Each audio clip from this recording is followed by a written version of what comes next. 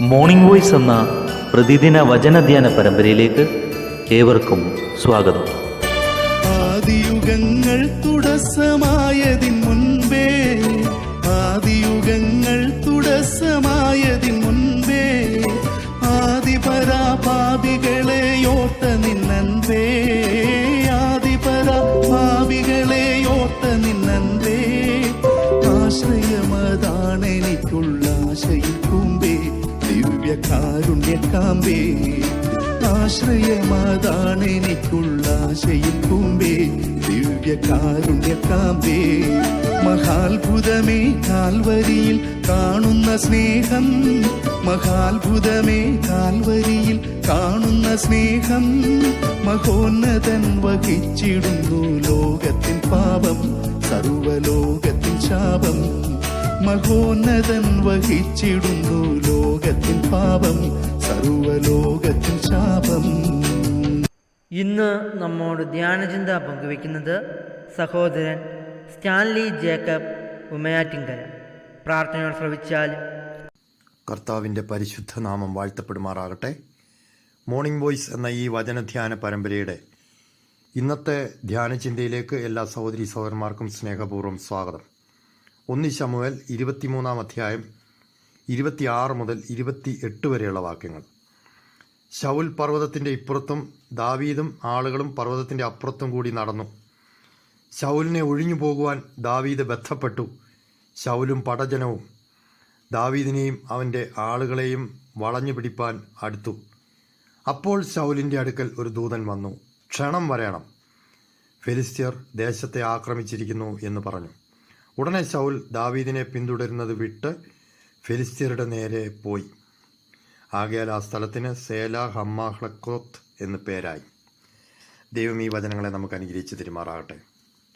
ഏതു വിധേനയും ദാവീദിനെ ഒടുക്കിക്കളയുവാൻ അരയും തലയും മുറുക്കി ഇറങ്ങി പുറപ്പെട്ടിരിക്കുന്ന ശൗൽ രാജാവ്. ശൗലിനെ ഭയപ്പെട്ട് ദാവീദ് മരുഭൂമിയിലെ ദുർഗങ്ങളിൽ താമസിക്കുകയാണ്. ശൗൽ ഇതാ ദാവീദിനെ തേടി അവിടേക്ക് കടന്നു വരുന്നു. വലിയൊരു പടജനം കൂടെയുണ്ട്. വലിയൊരു യുദ്ധസന്നാഹത്തോടുകൂടിയാണ് വരുന്നത് ഈ സാധു മനുഷ്യനെ പിടിക്കുവാൻ വേണ്ടിയിട്ട്. ശൗൽ ദാവീദിൻ്റെ അടുക്കൽ എത്തിക്കഴിഞ്ഞു. ഇപ്പോൾ ദാവീദിനെ പിടിക്കും, ഞാൻ ശൗലിൻ്റെ കയ്യിൽ അകപ്പെട്ട് കഴിഞ്ഞു എന്ന് ദാവീദിന് തോന്നത്തക്കവണ്ണമുള്ള സാഹചര്യം എത്തിക്കഴിഞ്ഞു. പെട്ടെന്നിതാ സാഹചര്യങ്ങൾ മാറിമറിയുന്നു. ഒരു ദൂതൻ ശൗലിൻ്റെ അടുക്കൽ വന്നു. ഇപ്പോൾ തന്നെ വരണം, ഫെലിസ്ത്യർ ദേശത്തെ ആക്രമിച്ചിരിക്കുന്നു. ശൗലിന് പോകാതിരിക്കാൻ പറ്റുമോ? ദാവീദിനെ കൊല്ലുക എന്നുള്ളത് തൻ്റെ അജണ്ടയാണ്. ആ ലക്ഷ്യത്തിലേക്ക് അടുത്തു കഴിഞ്ഞു. ഇപ്പോൾ ദാവീദ് കൈപ്പിടിയിൽ ഒതുങ്ങും. പക്ഷേ അതിനേക്കാൾ വലിയ പ്രശ്നം അവിടെ കിടക്കുന്നു. പോകാതിരിക്കാൻ പറ്റുകയില്ല. ദാവീദിനെ പിന്തുടരുന്നത് വിട്ടിട്ട് ശൗൽ മടങ്ങിപ്പോകുന്നു. അതിനുവേണ്ടി ശൗൽ നിർബന്ധിതനാവുന്നു.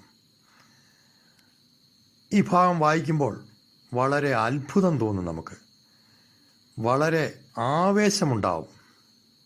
കർത്താവിലുള്ള നമ്മുടെ വിശ്വാസം വർദ്ധിക്കും. ദാവീദിനെ ശൗൽ പിടിച്ചു എന്നുള്ള സാഹചര്യം എത്തിക്കഴിഞ്ഞപ്പോൾ കൃത്യസമയത്ത് പ്രവർത്തിക്കുന്ന ദൈവിക കരം.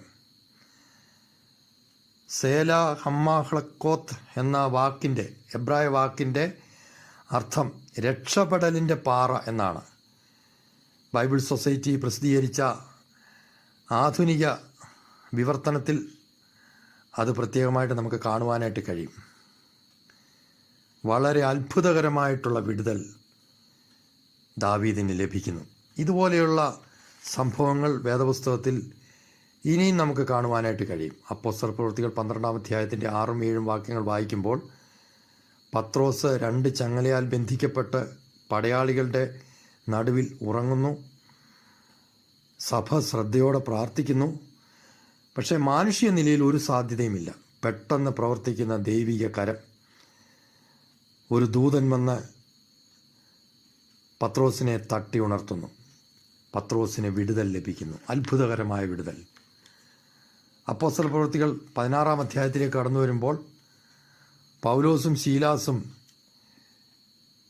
കാരാഗൃഹത്തിൽ കഴിയുകയാണ്. അവരുടെ കാൽ ആമത്തിലിട്ട് പൂട്ടിയിരിക്കുകയാണ്.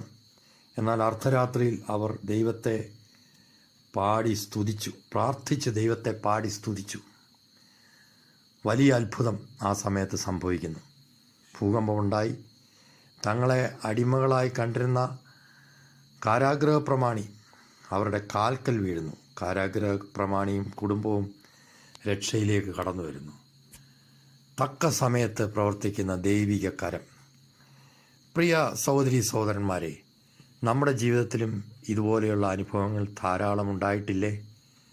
ജീവിതത്തിൻ്റെ നാൽക്കവലയിൽ എങ്ങോട്ട് പോകുമെന്നറിയാതെ എല്ലാം തകർന്നു, ഇനി രക്ഷയില്ല, എല്ലാ വഴികളും അടഞ്ഞു, ആരും സഹായമില്ല, ദൈവം കൈവിട്ടോ, ആശ്വസിപ്പിക്കാൻ പോലും ആരുമില്ലല്ലോ എന്നുള്ള നിലയിൽ ഒന്നും ചെയ്യാൻ കഴിയാത്ത ഒരവസ്ഥയിൽ നാം എത്തുമ്പോൾ തക്ക സമയത്ത് ദൈവം പ്രവർത്തിക്കുന്നത് നമ്മുടെ ജീവിതത്തിൽ കണ്ടിട്ടുണ്ട്, അല്ലേ? അതുകൊണ്ട് നമ്മുടെ വിശ്വാസം വർദ്ധിച്ചിട്ടുണ്ടോ? പ്രതികൂല സാഹചര്യങ്ങൾ വരുമ്പോൾ, പ്രയാസങ്ങൾ വരുമ്പോൾ, പ്രതിസന്ധികൾ വരുമ്പോൾ നമ്മുടെ നിലപാടെന്താണ്? നമ്മുടെ വിശ്വാസം വർദ്ധിപ്പിക്കുവാൻ കഴിഞ്ഞിട്ടുണ്ടോ? കർത്താവിനോട് ചേർന്ന് നമുക്ക് നിൽക്കാം. ഏത് പ്രതിസന്ധികളുടെ നടുവിലും തക്ക സമയത്ത് പ്രവർത്തിക്കുന്ന കർത്താവിൽ മാത്രം ചാരി നമുക്ക് മുമ്പോട്ട് പോകാം.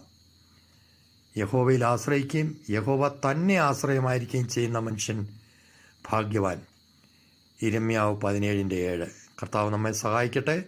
ദൈവനാമം ഇന്നും എന്നേക്കും വാഴ്ത്തപ്പെടുമാറാകട്ടെ.